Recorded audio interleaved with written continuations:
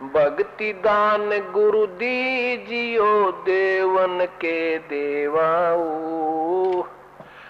औषधि है, और कोई कहे कि औषधि से क्या पाप कट जाते, रोग कट जाता है, दवाई से मेडिसिन से रोग समाप्त हो जाता है। और कोई वैद्य की फीत वैद्य कहलाता है, और उस वैद्य से कोई पूछता है क्या औषधि से रोग कट जाता है, और वो उत्तर देवा कि औषधि से रोग नहीं कट सकता, रोग नाश नहीं हो सकता। तो फिर प्रश्न करता क्या भाई फिर औषधि खाने का फायदा क्या, तू क्या औषधि खा ले, औषधि खा ले। वैद्य कह रहा है कि औषधि ले ले, फिर औषधि से कह रहा है रोग नहीं कटता है तो किस लिए खावें। तो वैद्य वो उत्तर दे नकली वैद्य के रोग तो नाश हो है को नहीं, पहलवान हो जाएगा।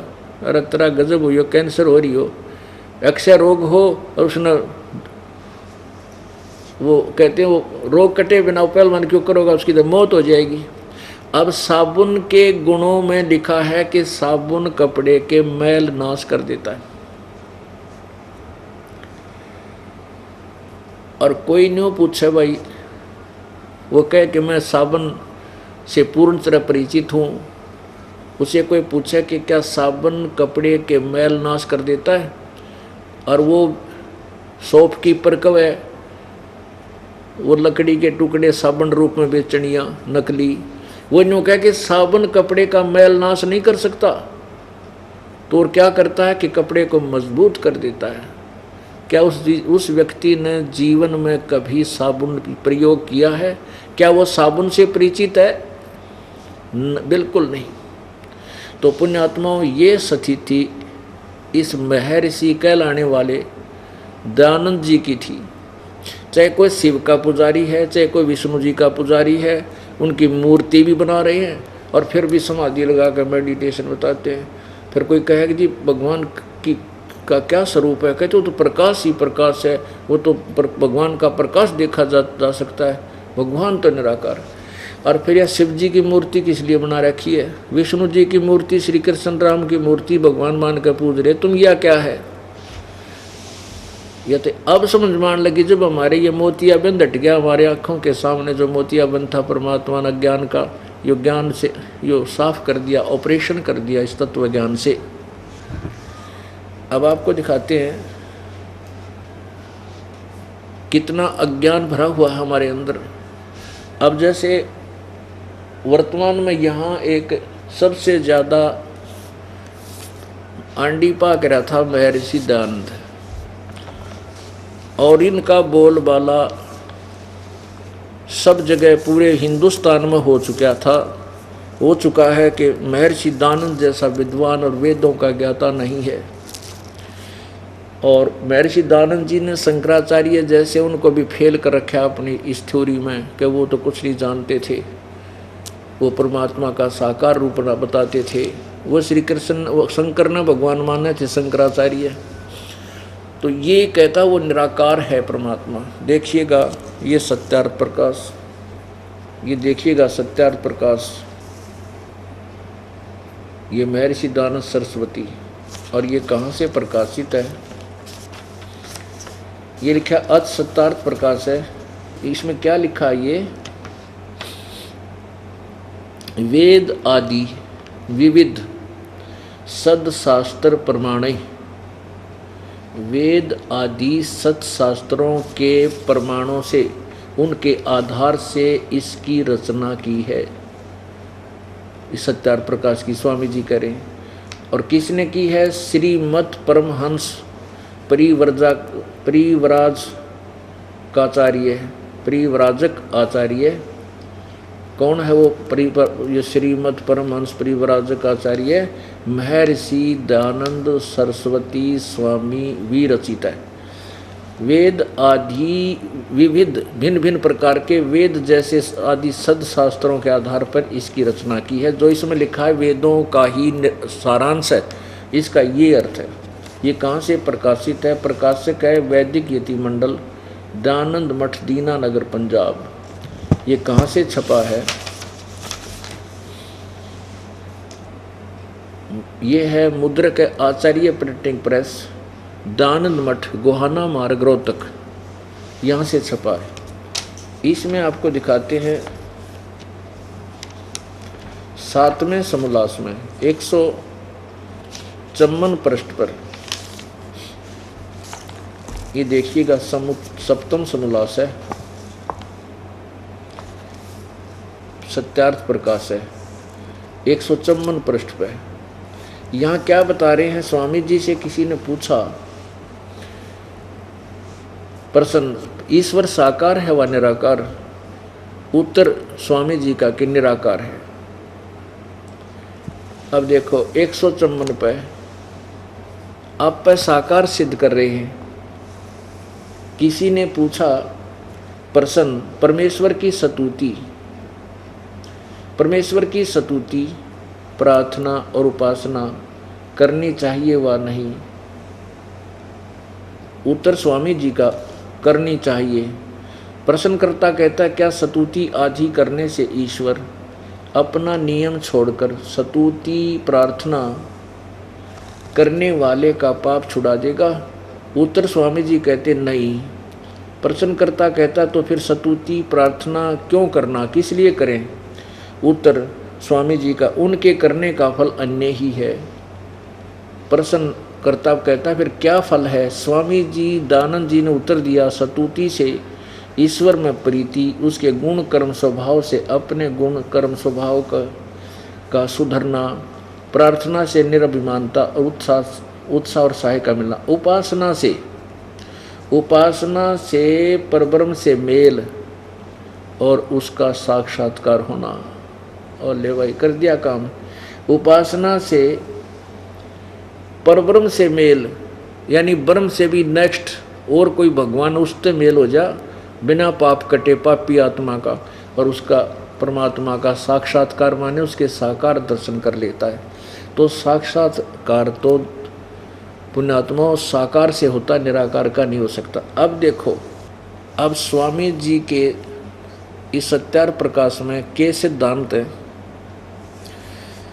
एक तो यह है कि परमात्मा वो निराकार बताते हैं, दूसरा कहते हैं वेदों में कहीं नहीं लिखा कि अधिक ब्रह्म हो और अधिक भगवान नहीं है, एक ही भगवान ब्रह्म है। दूसरा, तीसरा उनका है कि पाप अक्षमा भगवान पाप नाश नहीं करता। अभी इन्होंने लिखा कि पाप नहीं छुड़वा सकता, पाप नाश नहीं करता, वो तो जैसे कर्म के भोगने ही पड़ेंगे।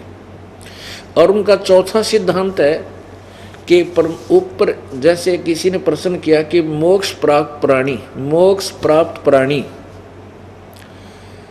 कहीं एक ठिकाने बैठ कर ऊपर स्वर्गलोक में, ब्रह्मलोक में अपने मोक्ष सुख को भोगता है या वो घूमता रहता है?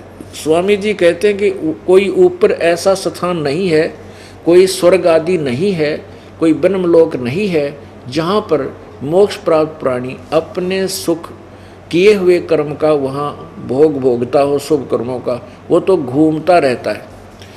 अपुण्यात्माओं, यही प्रमाण आपको वेदों में दिखा जाएगा। वेदों में खुद अनुवाद भी कर रहे हैं ये स्वामी जी कि वो परमात्मा ब्रह्मलोक में, वो प्राणी ब्रह्मलोक में चला जाता है जहाँ पहले भक्ति करके चले गए, वो स्वर्गलोक में चला जाता है, स्वर्गलोक में तुम भी जाओ। ये तो वेद प्रमाण कर रहे हैं। अब आपको वो प्रमाण दिखाएंगे। वेदों में प्रमाण दिखाते हैं कि परमात्मा साकार है, वो पाप नाश कर देता है। अब सबसे पहले ब्रह्म के परमात्मा अधिक नहीं है, भगवान ब्रह्म एक है, अनेक नहीं है। ये सिद्धांत स्वामी जी ने स्वयं ही कंडम कर रखा है, स्वयं ही समाप्त कर रखा है। ये देखना 7वें समोल्लास के प्रारंभ में, सप्तम समोल्लास 7वां समोल्लास बिल्कुल स्टार्ट में प्रश्न, किसी ने कहा कि वेद में ईश्वर अनेक हैं, इस बात को आप मानते हो या नहीं? स्वामी जी कहते हैं नहीं मानते, क्योंकि चारों वेदों में कहीं यह नहीं लिखा जिससे अनेक ईश्वर सिद्ध हों, किंतु यह तो लिखा है कि ईश्वर एक है। अब यहाँ इन्हीं के शब्दों में आइए प्रथम ही समोल्लास में और प्रश्न नंबर 15 पर स्वामी जी क्या कहते हैं कि सबसे बड़ा होने से ईश्वर का नाम ब्रह्म है। अपनात्मा ईश्वर कहो और चाहे ब्रह्म कहो, ईश्वर कहो चाहे ब्रह्म कहो, एक ही बात है। अब हम यहाँ आते हैं वापस फिर सप्तम सोमनाथ में। अब स्वामी जी कहते हैं कि नहीं मानते क्योंकि वेदों में ईश्वर यानी ब्रह्म अनेक हैं, इस बात को तुम मानते हो या नहीं। स्वामी जी उत्तर देते हैं दयानंद जी के नहीं मानते क्योंकि चारों वेदों में कहीं नहीं लिखा है कि अनेक ईश्वर अर्थात अनेक ब्रह्म सिद्ध हों। ईश्वर को चाहे ब्रह्म उन्हीं के शब्दों में, किंतु यह तो लिखा है कि ईश्वर अर्थात ब्रह्म एक है। और स्वामी जी यहाँ 51 पर ये बोल रहे हैं, 155 पर आप ही कह रहे हैं कि स्तुति प्रार्थना उपासना करने से, उपासना से परब्रह्म से मेल है और उसका साक्षात्कार होना, ये तो दो कर दिए सिद्ध। परब्रह्म, ब्रह्म माने ईश्वर हो गया ना, ईश्वर परब्रह्म कोई और भगवान और ईश्वर, पर यानी एक दादा एक परदादा, यानी उस दूसरे ब्रह्म ते मेल हो जाता। दो तो आप सिद्ध कर दिए। और देखो वेदों में दिखलाते हैं, ये कहता है वेदों में कीर्तन लिखा अनेक। अब यजुर्वेद के 40वें अध्याय का, यानी यजुर्वेद का अंतिम मंत्र है 17वां 40वें अध्याय का, और 40 ही अध्याय है इस यजुर्वेद में। ये देखिएगा पवित्र यजुर्वेद, ये महर्षि दानंद सरस्वती द्वारा ही अनुवाद किया गया है। इसका ये अनुवादक है। प्रकाशक कौन है? ये हैं सार्वदेशिक आर्य प्रतिनिधि सभा 2/5 महर्षि दानंद भवन रामलीला मैदान नई दिल्ली में। यजुर्वेद आर्य भाषा भाष्य संपूर्ण 40 अध्याय किसने किए हैं? महर्षि दानंद सरस्वती जी ने, महर्षि दानंद सरस्वती कृत, इन्होंने इसका अनुवाद किया है। छपे कहाँ से है? Prince offset printers 1510 Pataudi house Daryaganj नई दिल्ली से। अब इसके अंतिम अध्याय के अंतिम ही मंत्र पर हम आते हैं जो स्वामी जी ने अनुवाद किया है। अब देखो ये 44वां अध्याय और नीचे ये 17वां श्लोक मंत्र है। इसमें क्या कहा है? हिरमेन पात्रेण सतस्य अभितम मुखम। यहाँ क्या लिखा कि हे मनुष्यो, इसमें ये ओम खम ब्रह्म सो असौ अहम, यहाँ इसने देखो ये है ना, इसका अर्थ है असौ और अहम। यहाँ अहम शब्द है, ये अहम, इसको अलग अलग कर दिया। और यहाँ क्या लिखा है, इन्हीं का अनुवाद पढ़ते इसी से क्लियर हो जाएगा। हे मनुष्यों, जिस ज्योति स्वरूप रक्षक, ये देखो वेदों का ज्ञान ब्रह्म बोल रहा है। ये खुद कहते हैं कि वेदों का ज्ञान ब्रह्म ने दिया और वो किसी अन्य परमेश्वर के विषय में ब्रह्म बोल रहा है। हे मनुष्यों, जिस ज्योति स्वरूप रक्षक मुझसे अविनाशी यथार्थ कारण के आच्छादित मुख के तुल उत्तम अंग का प्रकाश किया जाता है। ये कहता मैं बता रहा हूँ तेरे को कि जो वह प्राण व वायु सूर्य मंडल में पूर्ण परमात्मा है।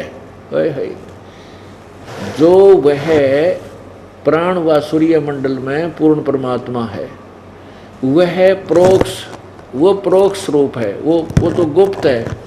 अहम मैं खम प्रकाश के तुल्य व्यापक ब्रह्म, इसका अर्थ है कि अहम ब्रह्म, मैं ब्रह्म। यहाँ लिखा है अहम खम ब्रह्म, इसका अर्थ है मैं ब्रह्म। अहम माने मैं, ब्रह्म आकाश में यानी स्वर्ग में, आकाश माने ऊपर अंतरिक्ष में। ये क्या कर रहे हैं? गुणक्रम स्वभाव करके अधिक हूँ ओम, सबका रक्षक जो मैं, उसका ओम ऐसा नाम जानो। अब देखो कितना विचलित है ये महात्मा, ये भगत जी इतने मोटे दिमाग का था। यहाँ लिख रहा है कि वह परमात्मा, वह जो पूर्ण परमात्मा वायु व सूर्य मंडल में पूर्ण परमात्मा है। अब ब्रह्म कह रहा है कि अहम ब्रह्म, अहम खम ब्रह्म, मैं ब्रह्म तो आकाश में अंतरिक्ष में ऊपर व्यापक हूँ और मेरा ओम नाम है, ओम नाम। फिर देख लो, हे मनुष्यों, जिस ज्योति स्वरूप रक्षक मुझसे अविनाशी यथार्थ कारण के आच्छादित मुख के तुल उत्तम अंग का प्रकाश किया जाता है। यानी मैं तुम्हें अब खास बात बताता हूँ। वेद ज्ञानदाता कहता है कि जो वह प्राण व वायु सूर्य मंडल में पूर्ण परमात्मा है, वो तो प्रोक्ष है। प्रोक्ष माने रूप है, गुप्त है, आच्छादित है, छुपा हुआ है। वो तो अव्यक्त है, दिखाई नहीं देता, तो तीसरे नंबर का। और अपने विषय में करा कि अहम ब्रह्म खम अहम खरम मैं ब्रह्म ओम, ओम ऐसा नाम जानो, मैं ब्रह्म हूँ और मैं उसका संरक्षक, जो मैं उसका ऐसा ओम नाम जानो। मैं जो रक्षक हूँ उसका, यानी मेरा ये ओम नाम जानो। अब दो हो गए, एक तो पूर्ण परमात्मा ऊपर छुपा हुआ गुप्त है, प्रोक्ष है, और मैं ब्रह्म हूँ, मेरा खम ओम नाम है। और मैं खम माने आकाश में, अंतरिक्ष में विद्यमान हूँ, ब्रह्मलोक में रहता ही ये काल।